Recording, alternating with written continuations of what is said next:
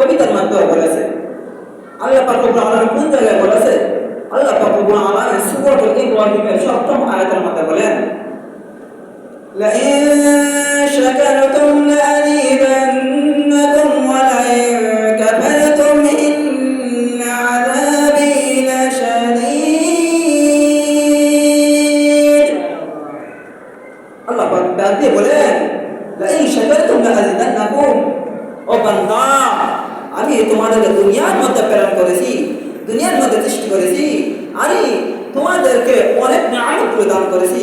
তোমার শরীরের দিকে তাকাও, অনেক নিয়ামত রয়েছে। শরীর ছাড়া বাহ্যিকভাবে তাকাও, অনেক নিয়ামত দান করেছি। যদি কোনো মুমিন বান্দা আমার নিয়ামত পাওয়ার পরে নিয়ামতের শুকরিয়া আদায় করে, আল্লাহ পাক বলেন, লাইন শাকারতুম লাযিদান্নাকুম, নিয়ামতের শুকরিয়া আদায় করবা, আমি তোমাকে আর নিয়ামত বাড়িয়ে দেব। আর ওই নিয়ামতের মধ্যে শুধু নিয়ামত দেব না, নিয়ামতের বরকত দান করব।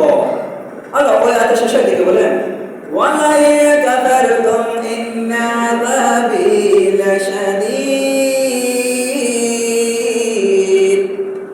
কত কঠোর ভাবে আল্লাহ পাক বলেছেন, কত কঠোর ভাবে এই শব্দটা ব্যবহার করেছেন। وَلَئِن كَفَرْتُمْ, যদি তোমরা আমার শুকরিয়া আদায় না করো, যে তোমাদেরকে নিয়ামত দান করেছি। আজকে একটা নিয়ামত, যে নিয়ামতটা আমাদের শুক্রবার দিনে, জুমার দিনে এখানে আয়েশার একটা হচ্ছে নিয়ামত আল্লাহ দান করেছেন। ওই নিয়ামতের শুকরিয়া আদায় করো না, তাহলে ওই নিয়ামতের না শুকরিয়া করার কারণে যে নিয়ামতগুলো দিয়েছেন সব নিয়ামত উঠিয়ে নিয়া তোমাদের জন্য তৈরি করে ইন্না আযাবি লাশাদীদ, ইন্না তারা তাকিদ দেওয়া আছে, নিশ্চয় নিশ্চয় তোমাদের জন্য জাহান্নামের আযাব আমি তৈরি করে রেখেছি। তাহলে আমরা নিয়ামত শুকরিয়া আদায় করতে হবে। নিয়ামত এমন একটা জিনিস, তার শুকরিয়া আদায় করলে জান্নাতে যাইবা, না শুকরি করলে আল্লাহ তো নিজে বলেছেন ইন্না আযাবি লাশাদীদ, যে না শুকরি করবা, যে শুকরিয়া আদায় করবা না, তার জন্য আমি তোমাদের জন্য ইন্না নিশ্চয় আযাব তৈরি করে রেখেছি। আযাব লাশাদীদ, কঠিন। এখান থেকে বোঝানো হয়েছে কঠিন আযাব তৈরি করে রেখেছি তোমাদের জন্য। তাই প্রিয় হাজিরিন, একটু লক্ষ্য করবেন, ছোট্ট করে একটা ঘটনা বলি, আমাদের শুকরিয়া নিয়ে একটা ঘটনা বলবো। একটু লক্ষ্য করলে বুঝতে পারবেন যে শুকরিয়া আদায় করলে কতটুকু ফায়দা হতে পারে।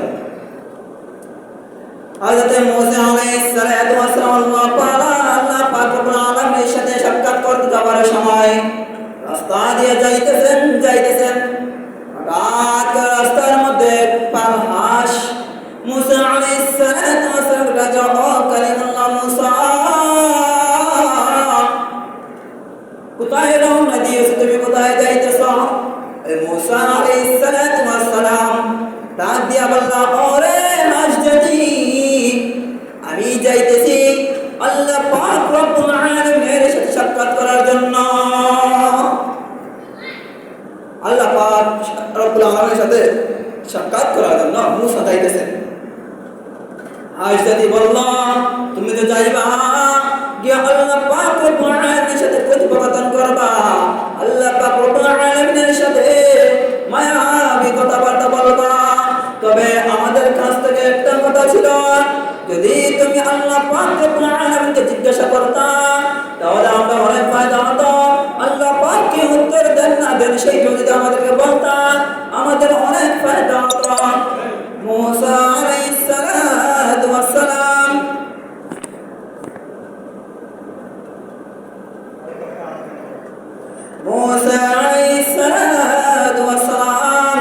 উত্তর দিলেন, কি কথা তোমরা বলো?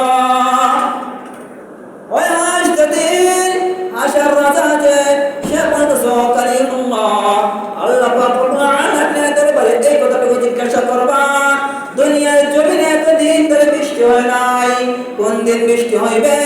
আল্লাহ পাক রব্বুল আলামিন যেন সেই কথাটা বলে দেন।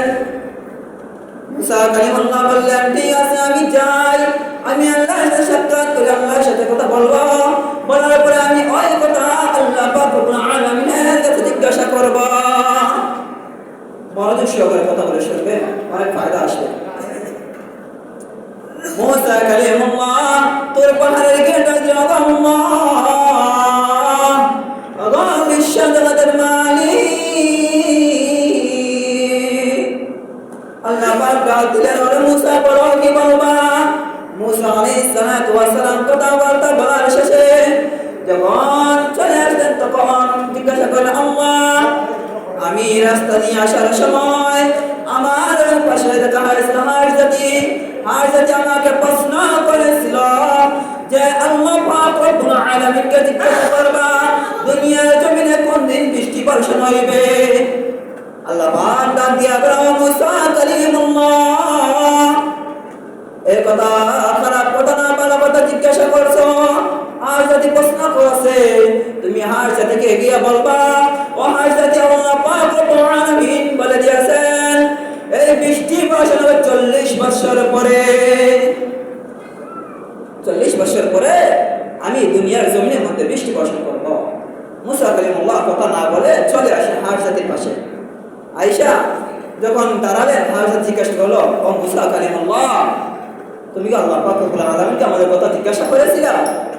মুসা কালিমুল্লাহ উত্তরে দিলেন, হ্যাঁ, আমি আল্লাহ পাক রব্বুল আলামিনকে ওই কথা জিজ্ঞাসা করেছিলাম। করার ফলে আল্লাহ পাক একটা উত্তর দিয়েছেন, যে উত্তর শুনে আমি নিজে নিজে আফসোস করছি, আমি তোর বাবা, আপনিও আফসোস করবা। আমার সাথে বলল, কি এমন কথা যে কথার কারণে নিজে আফসোস করেছো, আমরাও হায় হতাশ করবো, বলো দেখি। মুসা আলাইহিস সালাতু ওয়াস সালাম বললেন, ও হারজাতি, আল্লাহ পাক রব্বুল আলামিন এই কথার উত্তরে বলেছেন 40 বছরের ভিতরে দুনিয়ার জমিনে আর বৃষ্টি হবে না। ওই কথা শোনার সঙ্গে সঙ্গে হাঁস যত জাতি ছিল, হাঁস জাতিগণ বলল আলহামদুলিল্লাহ। দেখেন, তারা এই কথা শুনিয়া শুকরিয়া আদায় করিয়া তারা একটা নিয়ামতের শুকরিয়া আদায় করলো। এই নিয়ামতটা কি? তারা নিয়ামত পাইল যে 40 বছর পরে বৃষ্টি হইবে, 40 বছর পরে বৃষ্টি হইবে, এটা একটা নিয়ামত। ওই নিয়ামত পাওয়ার পরে শুকরিয়া আদায় করেছে আলহামদুলিল্লাহ। সঙ্গে সঙ্গে আল্লাহ পাক রব্বুল আলামিন দুনিয়ার জমিনের মধ্যে বৃষ্টি বর্ষণ করে দিয়েছে। সুবহানাল্লাহ। তাহলে দেখেন, যদি হাঁস জাতি এতটুকু কথার কারণে শুকরিয়া আদায় করিয়া বৃষ্টি এসে দেয়, আমরা নিয়ামতের পাওয়ার পরে শুকরিয়া আদায় করি, আল্লাহ পাক নিশ্চয় আমাদের জন্য কোনো না কিছু ভালো মন্দ সব কিছু আমাদের জন্য রেখেছে। এটা সব কিছু জানেন কে জানেন? আল্লাহ পাক রব্বুল আলামিন সব কিছু জানেন। তাই ভাই